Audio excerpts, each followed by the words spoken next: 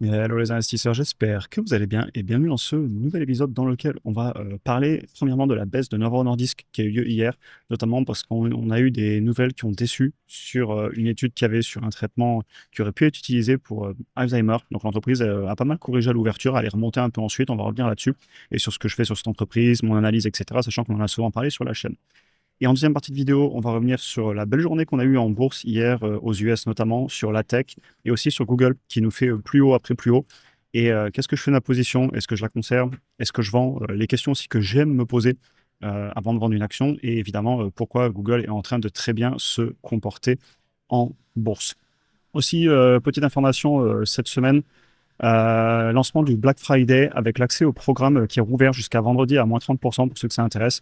Vous y trouverez tous les modules de formation vidéo, ma méthode d'analyse complète, comment j'analyse une action et un ETF de A à Z, et évidemment tous mes fichiers d'analyse, prix d'achat cible, ordre d'achat, de vente, portefeuille, etc. Et ça donne aussi l'accès complet et illimité à la communauté, une communauté dans laquelle on échange entre investisseurs au quotidien avec des posts, des vidéos, des lives aussi de revue de portefeuille, discussions bourse et économie, et on fait aussi pas mal d'analyses quantitatives d'actions que vous proposez. L'accès est ouvert pour quelques jours. Vous avez le lien en description juste en dessous et aussi en commentaire. N'hésitez pas à aller acheter un coup d'œil si ça vous parle. On se retrouve de l'autre côté et on attaque avec la vidéo. Et évidemment, comme d'habitude, c'est dans aucun cas conseil d'investissement. Je vous partage mes chiffres, ma vision des choses, mais chacun prendra ses propres décisions. Tout d'abord, au niveau de Novo Nordisk, ça a continué à baisser. Je vais aller vous montrer le ticker aux États-Unis. Il est aussi un côté en Europe, évidemment. Là, il est en dollars et vous voyez que hier, on avait cassé un nouveau point bas, une résistance qu'on avait. On a fini la journée quand même à seulement moins 5,5%. Mais voilà, ça a quand même continué à bien baisser. On en a souvent parlé sur la chaîne de cette entreprise. Pendant très longtemps, je ne pouvais pas l'acheter parce que je trouvais juste beaucoup trop cher. Et vous avez beaucoup de vidéos sur la chaîne où j'en parle. Et aujourd'hui, on est arrivé à des niveaux où je comprends la valorisation, où c'est plus un problème de prix pour moi. Et d'ailleurs, j'avais fait une vidéo, si vous voulez, le 6 novembre. N'hésitez pas à retourner la voir, elle était très complète. Je revenais entièrement sur ma valorisation, etc. Maintenant, qu'est-ce qui se passe sur ce business? Donc déjà, il y a eu une déception parce qu'ils avaient testé le sémaglutide dans Ozempic et Wegovy sur peut-être que ça aurait pu aider pour Alzheimer. Bon, a priori, les résultats ne sont pas là, donc voilà, c'est ça qui a fait la peur sur le court terme. Il y avait eu une autre peur aussi il n'y a pas longtemps sur le fait qu'ils allaient baisser leur prix aux États-Unis. Alors ça s'était bien comporté un petit peu en bourse, puis après ça avait rebaissé. Au niveau de ce business, il y a une forte adoption au niveau de leurs produits. C'est évident. Et donc, il y a du coup de la concurrence. Et en plus, ils sont dans le monde des peptides et ils ont cette chance et cette malchance incroyable d'avoir trouvé des traitements qui sont assez exceptionnels d'un point de vue des résultats de ce que je lis et de ce que je discute, même avec des médecins d'ailleurs. Et d'un autre côté, des produits d'une facilité déconcertante à produire parce qu'en fait, ils sont produits aussi naturellement dans le corps, les peptides. Alors, ils les modifient légèrement pour pouvoir les breveter, etc. Mais si vous vous intéressez à ce monde, c'est assez impressionnant ce qui se passe. Et il y a des découvertes absolument tout le temps. Vous avez plein de versions de CGLP-1, liraglutide, semaglutide, tirzepatide, vous avez retatrutide qui est en train d'être étudié, etc., etc., etc. Maintenant, le gâteau va être très gros.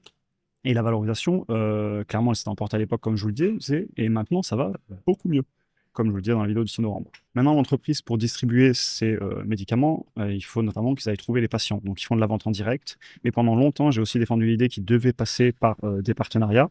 Et ça y est, c'est quelque chose qui commence à faire. Et tant mieux pour Novo. Ça, c'est un point assez positif.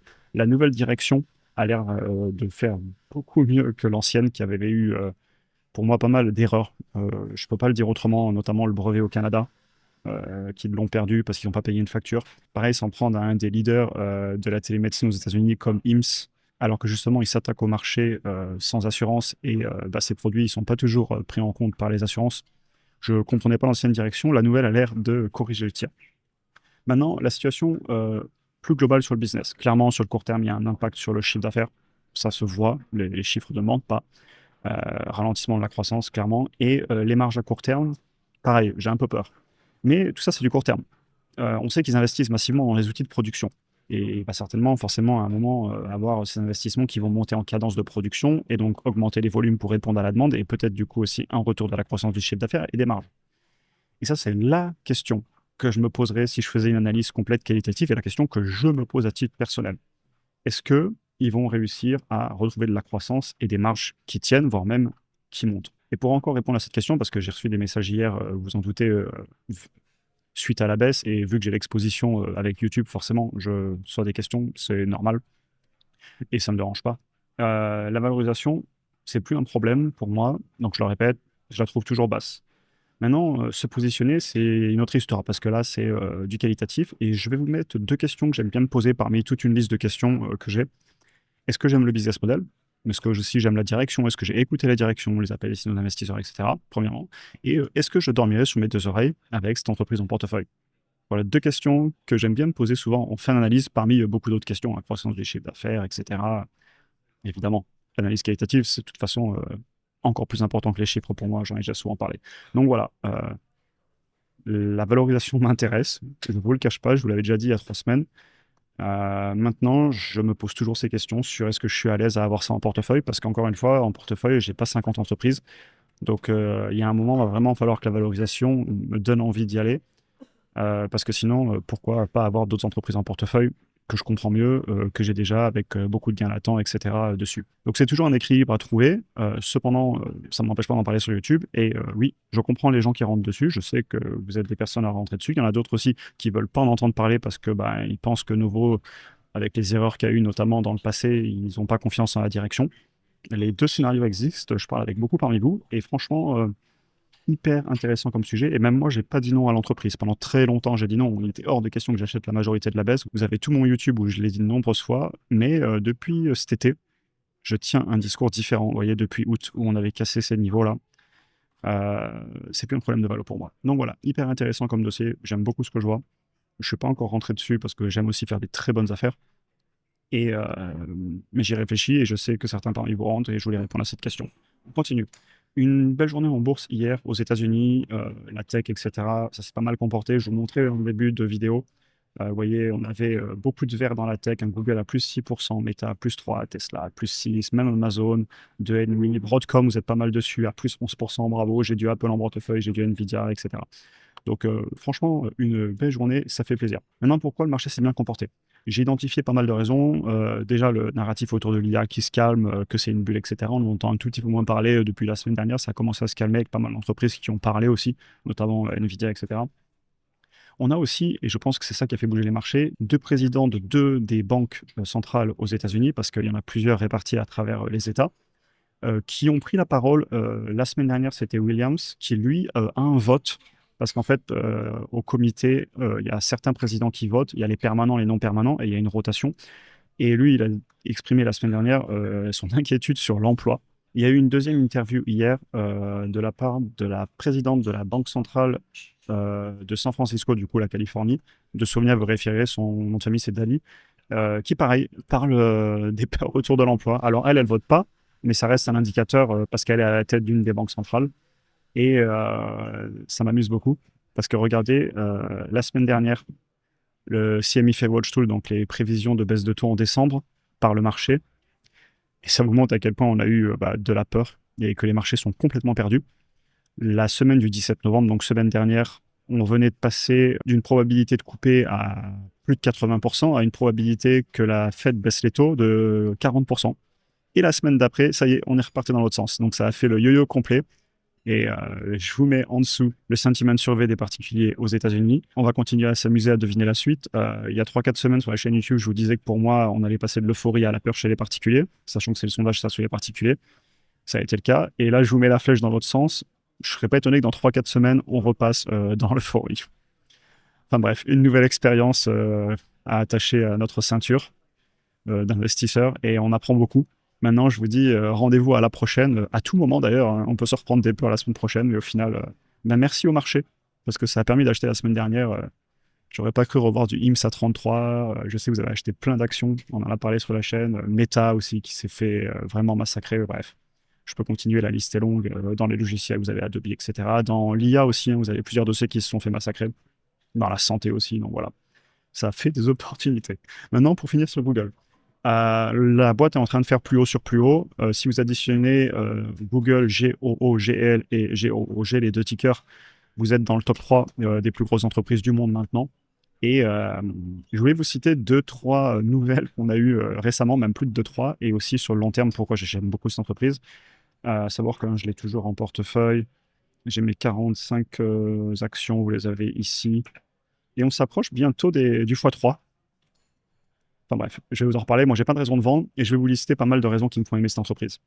Déjà, les nouvelles récentes qui ont aidé pour moi à la hausse en bourse. Gemini 3, dont tout le monde parle, leur nouveau modèle de large language model, donc comprenez ChatGPT, etc.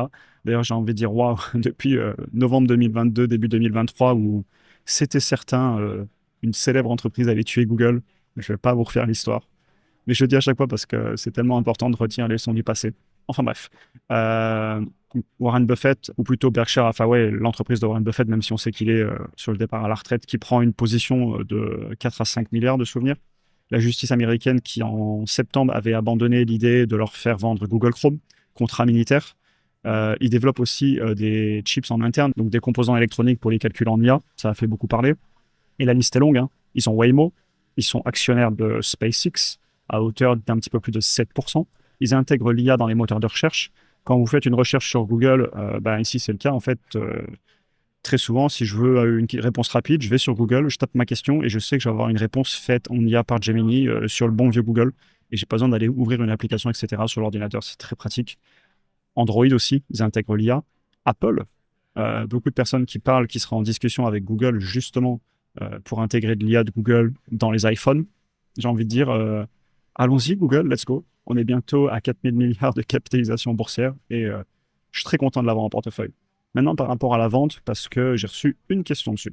Google, déjà, bon, en parlant de vendre, je vais le dire et je le répéterai jamais assez, il n'y a pas de petite plus-value. Je comprends qu'on a envie de vendre, clairement.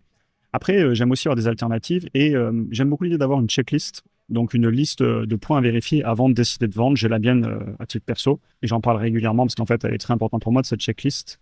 Mais il y a des alternatives. Par exemple, sortir sa mise de départ. On va pas rentrer en détail hein, parce que il y a beaucoup de points à vérifier. On peut aussi penser à des options à vendre complètement la ligne si on n'est plus d'accord avec le business ou si tout simplement on veut prendre sa plus-value. Mais donc voilà, je comprends que certains aient envie de vendre. Maintenant, vu que j'ai eu la question, je réponds. Personnellement, je n'ai pas de raison à ce jour de vendre Google et donc je conserve ma ligne en portefeuille. J'espère que la vidéo vous aura intéressé. En tout cas, on a parlé déjà de la semaine qui démarre bien. Ça fait plaisir par rapport à la semaine d'avant, même si la semaine d'avant, moi, elle m'a pas dérangé, hein. J'ai pu faire des achats, j'ai pas mal déployé. Comme je disais, j'ai même retrouvé du IMSA 33. J'en ai pas acheté beaucoup, ma position est finie, mais comme quoi ne jamais dire jamais en bourse. Et il y a plein d'autres dossiers qui se sont fait massacrer. Et pour Novo, eh ben, très intéressant. La Valo ne me choque pas et je vais continuer à bosser sur le dossier. Il se pourrait que je l'achète jamais. Si la Valo baisse encore, ne me faites pas dire ce que j'ai pas dit. Des fois, ça peut aller vite, hein, les choses en bourse. D'ailleurs, hier, il y a peut-être des personnes qui se sont fait liquider s'il y avait des stop-loss. Faites attention aux stop-loss et je conclurai là-dessus. Si vous ne vouliez pas vraiment la vendre, faites attention. J'espère que la vidéo vous aura intéressé. Je vous souhaite une excellente journée et à très bientôt pour un prochain épisode. Bonne journée à tous.